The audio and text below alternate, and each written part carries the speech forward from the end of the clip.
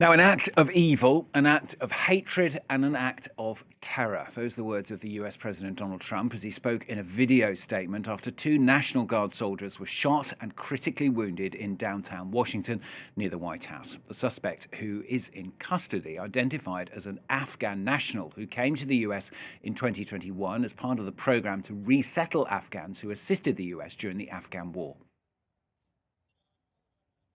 We must now re-examine every single alien who has entered our country from Afghanistan under Biden, and we must take all necessary measures to ensure the removal of any alien from any country who does not belong here or add benefit to our country. If they can't love our country, we don't want them.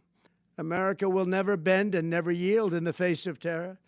And at the same time, we will not be deterred from the mission these service members were so nobly fulfilling.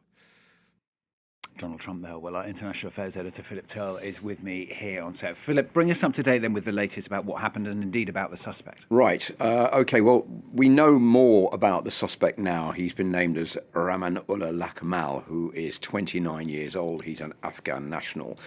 He arrived in the United States in 2021 as part of a program to bring in Afghans who had collaborated with US forces in Afghanistan as a way of protecting them against retaliatory attacks by the Taliban. So he was one of 800 or so Afghan nationals who were invited to come to live in Washington. Their program was called Allies Welcome, and it was set up by the previous President Joe Biden. He's got no record of any criminal activity so far. He's not collaborating with the police, but what they do know is that he served in the Afghan army. He was in it for about 10 years alongside US Special Forces. Part of that time was spent in Kandahar. He was in the intelligence services, and since he arrived in the United States, he was known to have been working for the retail giant Amazon. So he'd had a pretty normal integration process in the United States. He'd applied for asylum back in 2022. It was accepted in April of this year. So everything had been going as it should have done ahead of this attack. What we don't know is what motivated the attack. Was it because he had been self-indoctrinated on the internet? Was he suffering from post-traumatic stress? Was there another element that pushed him to open fire on these soldiers? A gun has been recuperated at the scene of the crime, and I think now the investigation will start to find out exactly what was motivating this. Just one other element which is important to underline is that the two National Guard soldiers who were injured in this shooting are both members of the West Virginia National Guard, which was deployed under the orders of Donald Trump in Washington as part of the thousands or so, 2,000 or so, who'd previously been deployed in the country ahead of the new 500 who are due to be sent into the US Capitol shortly. And we heard at the top there a little bit about what President Trump has been saying about this. Yeah, and I think if you look at it, Stuart, this is good news in a way for President Trump, because he's got another occasion to lambast President Biden, saying it's all President Biden's fault, basically. It's one of his favourite lines, saying that Biden didn't take the necessary steps to integrate these Afghans into the United States. No mention about the fact that these Afghans who were there did actually help US forces on the ground. And that's why they were given asylum in the US, or the possibility of coming to the US to claim asylum.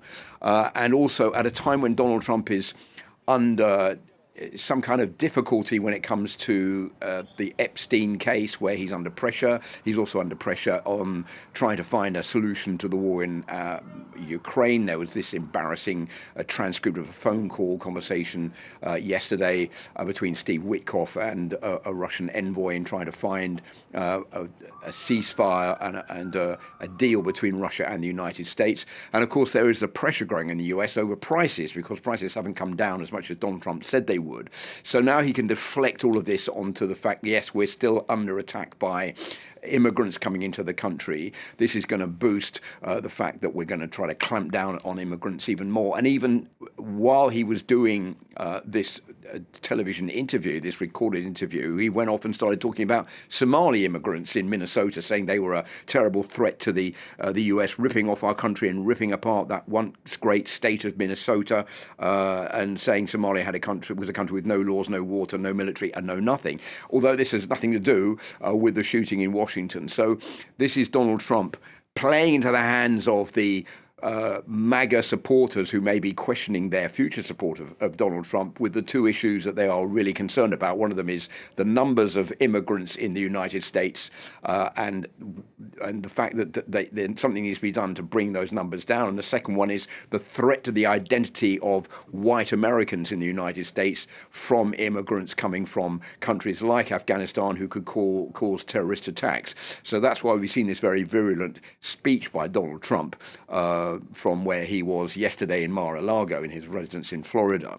So it's an interesting situation for the United States and also for Donald Trump, and not good news for Afghan migrants there who now see all their asylum requests put on hold for the time being while this investigation is carried out.